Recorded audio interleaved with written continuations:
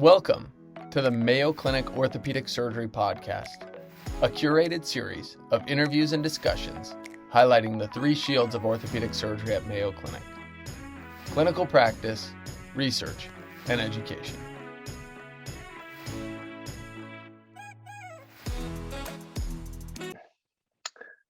Welcome to the Mayo Clinic Ortho Podcast. I'm your host, Dr. Kelechi Okoroha, and we have the pleasure of having one of our own Mayo Clinic residents, Dr. Malik Dancy, who is a rising star in the orthopedic world. Today, we have a special session here on diversity in orthopedics. We're going to highlight some keys to success in underrepresented minorities in ortho and answer many questions we have received through social media. So Dr. Dancy, thank you for being here with us today. Dr. Okoroha, thanks for having me. Excited to talk about this some. It's kind of as an introduction to myself. I'm from Raleigh, North Carolina, born and raised in North Carolina. I attended UNC undergrad and UNC for medical school as well. And in between medical school and undergrad, I had 2 gap years in which I worked as a CNA. After medical school, obviously went on to residency at Mayo Clinic. A little bit about my background. My parents are Nigerian. They raised me in Houston, Texas. I grew up playing basketball and wanted to go to the NBA. Obviously, that didn't happen, but I made it in another fashion, being a team doc for an NBA team. Me and Malik kind of have opposite backgrounds. So Malik went to PWIs for undergrad and medical school. And if you've watched the podcast, you know a little bit about my background. I went to HBCU. So I started off at Xavier, New Orleans, and then did my medical school at Howard. I did my residency at Henry Ford in Detroit, where I served as a chief resident there before doing my fellowship at Rush. So that's a little bit about my background. And so here, what we want to do today is just highlight some keys to success for underrepresented minorities. We get questions a lot about what does it take to get here? You know, how is it different being an underrepresented minority in orthopedics? And so we wanted to shed some light on that situation. So we'll start with some of the questions we got through social media. The first question is, how do you navigate being an African-American in the medical field? Did you ever get discouraged in medical school being a minority? And how did you get through it? So I could take this one first. As you already pointed out, I went to a PWI. And so coming from an institution where I was very much a demographic minority, medical school presented a lot of the same challenges I was faced with earlier in my academic career. For instance, patients and even staff sometimes assumed I was a CNA or a nurse or even janitorial staff or pretty much anything other than a medical student, despite having the white coat, the badge, the stethoscope, being dressed apart, et cetera. And that could either stem from preconceived notions or just not being used to seeing individuals like myself in this space. And so, also a lot of times as a minority, a lot of my classmates and the residents and attending physicians that I worked alongside during medical school came from very different backgrounds than my own. And for that reason, it sometimes felt like it was more difficult for me to relate to or form that instant connection that some other members of the team and some of my peers were able to do just by virtue of me being very culturally different. And, there's just a lot of conversations that I just found myself kind of being on the outskirts of, like, music-wise or hobbies or TV shows, life experiences, whatever. And so initially, while that might seem like a trivial thing, constantly, not being able to feel like you relate runs the risk of making you feel like an outsider or, contributes to imposter syndrome. So how you get through those kind of things? So for me, first and foremost, I just try to prepare as much as possible. I can't tell you a lot about golf. I can't tell you a lot about boating, but I can tell you about this patient's disease. I can tell you all the anatomy of this surgery that we're doing right now. And so at the end of the day, no matter what, clinical excellence is gonna stand out. It's gonna get noticed. And the exam scores that you take, those are gonna be objective. So I always tried to make sure that was in order. And then also, I was fortunate enough to have just a great support system at my medical school through the SNMA chapter. And the faculty associated with that. So even when I was feeling kind of alienated elsewhere, I always had like a home away from home of sorts with the members of that organization and people that I could share experiences with and relate to otherwise. So I think between those two things, it really gave me a chance to be able to get through successfully. That's a great answer. And so you don't know a lot about boats and golf now, but you will soon enough. That's what I I hear. could tell you, I didn't know a lot about it when I was young in residency, but I tell you, boats and golf are two things that I love right now. So you got some time. I think on my end, I've always understood the racial differences in the medical field and what that entailed. I mean, for me, what that meant is I knew I always had to work harder than others. I had to make my CV more competitive just to be in the same conversation, as others. And I think my path was, as we said, a little bit different from yours, because I went to HBCUs. For me, I was always surrounded by people who looked like me, who wanted to, go into medicine, who wanted to be orthopedic surgeons. So I never really got discouraged. We would just come together collectively, like you said, and try to help each other achieve our goals. Mm-hmm.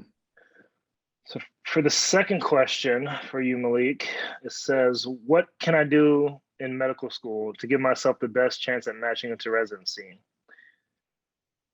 So I know A little bit about how to study, step 1, step 2, grades, AOA, leadership, all that kind of stuff. If you can just touch on what you think is the best. Absolutely, absolutely. So ortho is now one of the most competitive specialties to match into. That being said, it's really important to cover all of your bases when you're trying to match into ortho these days. And I think there are really 5 big bases to cover. That's going to be board scores, that'll be clerkship grades, research, strong letters of recommendation, and networking. And each of those kind of presents it could all go on to become a very long conversation, but just in short, for board scores, step 1 is now a thing of the past.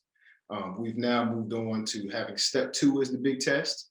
And so now I think it's all the more important because in the past, step 1, if you didn't perform as well as you wanted to, you had step 1 as an opportunity to make up for it. And now step 2, even though it's later in your career and some say it's more clinically applicable, it's pretty much one shot to get it right. And so that's one more important. And unfortunately, programs do have to have some objective measure by which they can analyze candidates. And so step 2 is going to become that. Clerkship. Yeah. What do you feel about that? Like, how do you feel about that? Because for me, it's like all we heard is step 1. Step 1, you got to get a good score. Step 1. Now it doesn't even matter. Right. So I mean, it's kind of bittersweet because we put blood, sweat, and tears into that test. Right. But at the same time, I personally think it's a good change for a couple of reasons. One is later in your academic career. And so I know a lot of people that, they did their 2 years or their 1.5 years or however the curriculum is set up for the academic portion. And they, didn't go all in on step 1 because they didn't know if they needed to or not. And then they did their clerkship portion, they did their rotations, and they found out, oh, well, I'm in love with this very competitive specialty. But now that door is almost kind of closed for them because of how they performed on step 1. So at least with step 2, they've made it all the way through their clerkship year. They know exactly what it is that they like. And now they have a realistic kind of benchmark of, I like ortho, or I like X competitive specialty, and I need to get this score in order to be competitive. And so now it makes it so they're able to work fruitfully towards a certain endpoint rather than here's this huge test that I need to take early in my medical career, and it'll open and close some doors that may or may not matter for me. So I like to change that. Okay. You said a little bit about rotation skills. Obviously, you want to have the best grades, leadership positions, all that's great. You touched a bit about AOA. And so tell us a little bit about AOA. Is this still top 5% of your class or? So that'll all be dependent on the medical school. Some medical schools like to do just the classroom portion or just the clerkship year portion, or some consider everybody. My medical school considered only your clerkship year portion or your rotations. They didn't count classroom because we were pass-fail for that system, but that's going to be med school specific. Some med schools do not have AOA at all. So it's kind of like this thing that is, if it's available at your school, it reflects very well on you to have it. But if it's not available, it's not a deal breaker. Or if you're not AOA, but you've covered all your bases otherwise, it's not a deal breaker. I think when I applied back in 2020, at the time, I want to say it was something like 45 or 50% of people who matched according to the NMRP data that came out of ortho applicants were AOA. So half were, half weren't.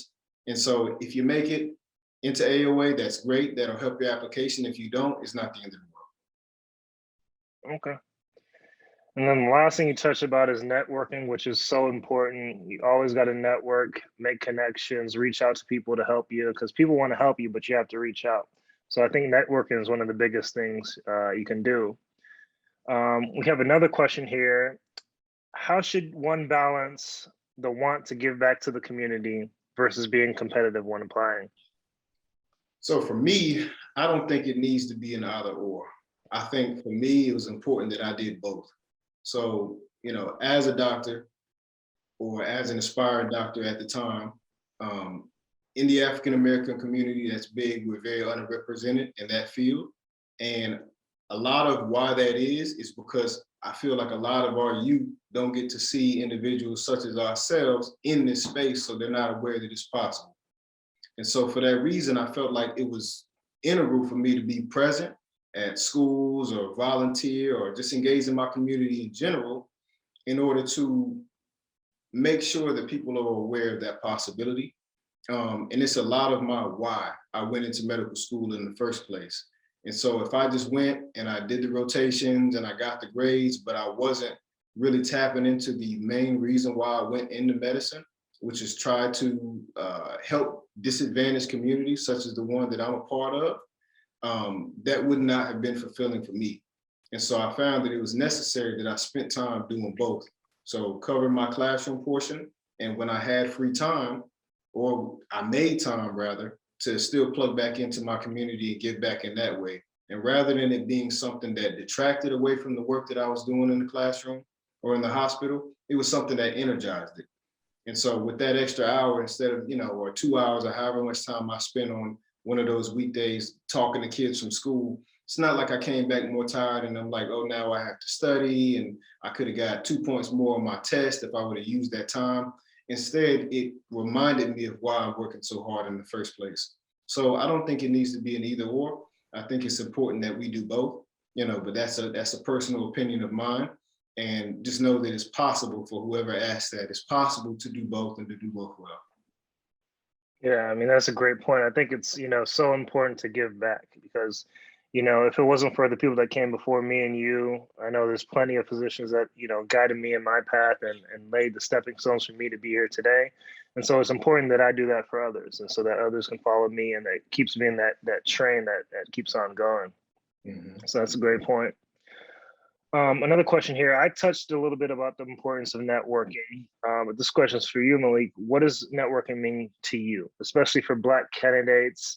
And how do you find a place to network with surgeons or residents at target institutions? So networking was huge for me.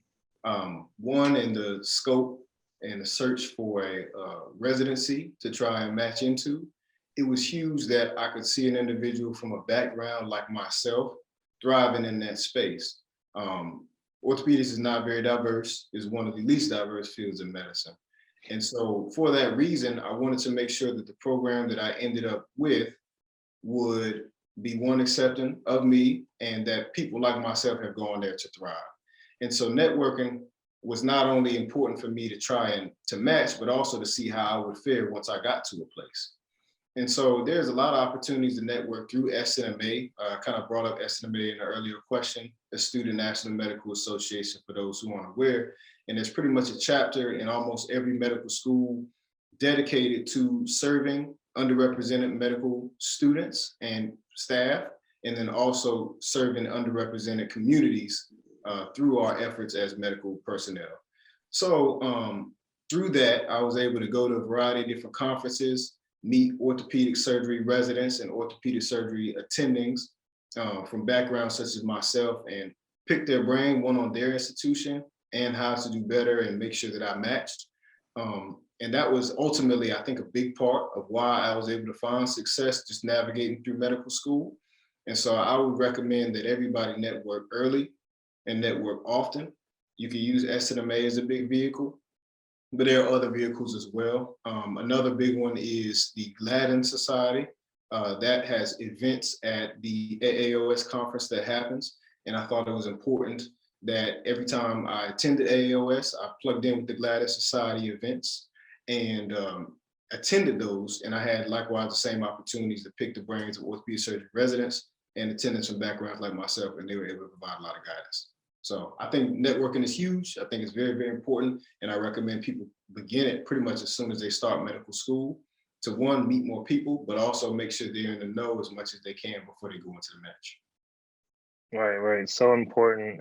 You can't overstate the importance of networking. I tell people all the time, once you do that networking and establish those contacts, you got to make sure you maintain those, and never be too afraid to ask for, some help with something, to reach out, say, hey, I'm applying for this. Can you support me? You gotta open your mouth and ask for these things. Otherwise you never get it. Absolutely. All right, one last question we have for you here is, do you see African-American females in ortho? This is a great question. I don't see a lot. Historically, orthopedics has been a boys' club. I want to say at least a few years ago, it was 94% white males. There was even less Black males. There was even less Black females. And so that is definitely a demographic that needs to be increased within orthopedics, not only just to fit a number, but also for patient care. People from all walks of life, all genders, all colors have orthopedic issues. And, the data has shown that diversity within medicine helps with patient care outcomes. And so I think it's very important that we have Black female orthopedic providers. I had the pleasure of knowing a bunch of different Black orthopedic female residents that matched into my class. And, even though it looks like this is something that is on the uptrend, there's definitely a lot of space for improvement. Yeah, for sure. I think I can echo some of that. I think we don't see, like you said, many females in orthopedics in general, but I think the African-American female is probably the most scarce overall. And, there's many factors that go into this, but I think a common problem is that we want and we advocate for people that look like us. So like you said, orthopedics is primarily consists of white males. And so without any kind of intervention, naturally, that's what the field will continue to look like. Right. So I think, we just have to be cognizant of that bias and continue to promote change. When you look at organizations such as the Ruth Jackson Society, and Dimensions, organizations like that are really, leading the charge and trying to promote not just women, but minorities and orthopedics overall. Exactly, 100% agree. Okay, so yeah, we can change the pace up a little bit. There were also some questions that we got from viewers that were more amenable to you, Dr. Okoroha. The first of which was, what is the lifestyle like in orthopedics? You could touch on it as an attending point of view, and how do you manage the work-life balance in your current role? Great question, and a question that I get often. So I don't really think there's a standard lifestyle for all of orthopedics. I think it's really what you make it. So I went to residency, there's probably 75% of residents were married and had kids. And although I didn't have a family in residency, it was a great family environment. The residents hung out a lot outside of work. And I think you need to understand that residency can be very busy, and you really get what you put out of it. And so there's a large time commitment of it. It comes to studying, preparing for cases, research, and so forth. But my environment in residency was ideal for me because it allowed me to focus on orthopedics and excel so I could get the fellowship I desired. In terms of attending life, I would say there's a similar time commitment, but the focus changes. So instead of learning about different things, you have to be, bigger on the responsibility of making decisions about patient care and performing surgeries. So you're responsible for all your patient outcomes, and that can really be stressful, thinking about, whether you did the right thing, how is the patient going to do long term. And so I think as an attending, you're less concerned about finances. You can generally afford things you want to get, but you also have to manage that responsibly. And you asked a little bit about work-life balance. So I think it's all about creating time for things that you want. So whether it be spending time with family, working out, going on vacations, if you're really able to plan and manage your time accordingly, then there's time for all of that. So you just really have to learn how to make the appropriate sacrifices, and that can help a lot with time management. Okay. Now, do you think compared to residency, now you mentioned, obviously each of those has different time commitments. Do you think compared to residency, you are just as busy as an attending as you were as a resident? I think just as busy, if not more busy. Okay. But I think the things that you're busy with change. Okay. And so instead of, running around trying to, get some orders around on patients, you're planning a surgery, you're following up patient care, you're speaking, you're, doing team coverage. So it just shifted to different responsibilities. That makes sense. That makes sense. All right. The next question we had was, what is something you wish you could go back and change during a residency? Something I could go back and change. So I don't know if I would change anything about residency. I think, when I started residency, I made a couple goals for myself. So number one, I wanted to learn as much about orthopedic surgery as I could. I wanted to publish a large amount of research and make my CV more competitive. I wanted to be a chief resident when I was a fifth year, so I want to be the chief resident for the residency.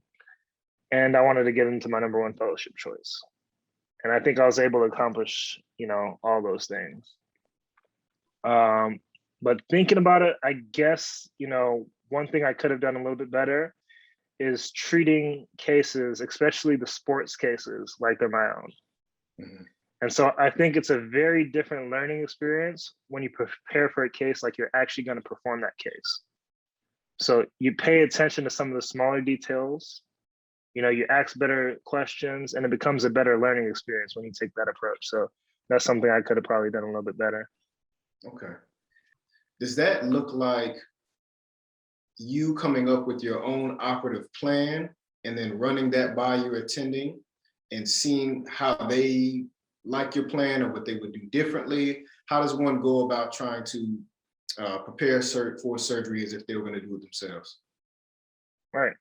So that looks like if you have a case, you take that case and say, what would I do if I was doing the surgery? Write out your whole surgical plan, prepare for it, read up for it, do your surgical technique, and actually plan each step of the surgery. Mm-hmm. Then you run that by your attending. This is my plan. This is what I want to do. How do you feel about that? They might give you your tweaks. And then you actually plan like you're going to do that surgery from start to finish. Mm-hmm. And so when you're putting in that screw, or you're using that angle, you're like, oh, I thought I was going to do it like this. How are you moving your hand? You start looking at things differently, and it becomes a better learning experience that way. I see. That makes sense. All right. Another question they had for you is, how is it working with professional athletes? How does life as an orthopedic surgeon change when you're also a team doctor? Yeah. So working with professional athletes is a very rewarding experience. I mean, these guys, these girls are at the top of their fields and are extraordinary athletes. Particularly for me as a former basketball player, I can identify with their drive, their passion, and watching basketball is not really a job for me per se. How it changes when being an orthopedic surgeon and team doctor is you have an additional time commitment. So people often don't understand that my primary job is not working with the team. So they ask me, hey doc, what does your job do? You're just working with the team all the time? It's not really like that. On the contrary, my normal job is taking care of the everyday athlete like you and me. So that's what I do from 9 to 5. The work from the team comes before and after that. So it's an additional time commitment that varies based on the sport, the number of games. And so you have to be prepared to devote that additional time for that commitment. That makes sense. So when you do engage with the team, does that look like, going to the practices, going to all the games? What does that look like when you're engaging with the team? Yeah, so I can speak specifically on basketball because that's what I do. So basketball is 42 home games. And so depending on your coverage schedule, if you're splitting that with some of your partners, that could look like 4 home games a week sometimes. Wow. And so if a game's at 7 o'clock, I get there at 6. If the game ends at 9, I stay till 10. So that's 4 hours of additional on top of your 9 to 5, and that's 4 days a week. So it can be a large time commitment. Man. But as an athlete, it's worth it, I'm guessing? Yeah, I mean, it's worth it for me. Basketball is something I love. So like I said, it's not really a job. It just changes a little bit because I'm not, chugging back beers and, throwing high fives. And I'm looking like, oh, did he sprain his ankle? Is that his, is that his shoulder? His shoulder come out? So just a little bit different. Right. That sounds like an awesome experience. Last question that we had for you from one of our viewers was, did you play sports in college? And what were your stats entering medical school? Yeah, I played basketball for Xavier during college. So what stats are we talking about? Basketball? Because, I'm like a 20, 10, 5 kind of guy. I can get you some buckets down the stretch, lock up your top defender. Talking basketball stats? I think they were talking about medical school stats. Okay. So college stats. If I remember correctly, I had probably around a 3.4 GPA. I think with my competitive nature, I had some classmates that I used to compete with to see who I can get the highest scores. And so that kind of kept my grades up. I don't remember my MCAT, to be honest, but I think it was just a little bit above average. I didn't have any research going into medical school, but I had a lot of community work, mostly through programs that we volunteered with during the team. So doing stuff around the city. Okay. And then how did you find yourself able to balance, playing basketball in college and then also trying to pursue medical school at the same time? Yeah, so people ask me that all the time, and it wasn't really difficult for me per se. I think when I was in college, I wasn't really focused on medical school, so I'd probably say that was plan B. Mm-hmm. But just because I was competitive, I wanted to get great grades, I just naturally got, 3.4 and had good grades. But then when I switched into wanting to go to medical school, that lined up my backup plan to be, ready for me. I didn't have to do anything extra. Besides, I probably would have done some research if I was really focused on that. That makes sense. So this is something I've always been curious about, and I've kind of had my own theories about it, but some of my most successful classmates in medical school and in residency were also athletes in college, high school, and beyond. And so I kind of hypothesized that some of those same, and I didn't play sports myself in college, but I hypothesized that some of those same traits and discipline and work ethic and all that you develop while playing sports at a high level kind of throughout your life translated into your success in medical school. Do you think that's true? I definitely think that's true. I think it's easier when you have that discipline and that focus to sit down and say, hey, well, I know I want to get this grade in the score. I know, Malik, he had a 95. I had a 90 last time. I want to beat him. So I know I need to put in 5 hours. I know Malik is only studying 2 hours. So I'm going to put in these 5 hours. I'm going to get this better score from him. So that was kind of my approach. And it was easy for me to just sit down and focus when I need to and drown out all the other things. I think I did a little bit less partying and things like that because I was naturally focused on basketball. So if I wasn't in the gym, I was studying for the most part. Okay. All right. Well, that's it. That's all we had for the viewers' questions. Anything you would like to say for closing words? No, I think this is a great session. We will post our emails both up on the screen at the end if you have any additional questions. We did get a lot of questions, so we weren't able to answer all of them. But if you send us an email, we'll answer any additional questions. Absolutely. And so I want to thank you, Malik, for being here with us today. And you have a great rest of your weekend. All right. Thank you for having me. Have one as well. And to all the viewers, thank you for your input as well.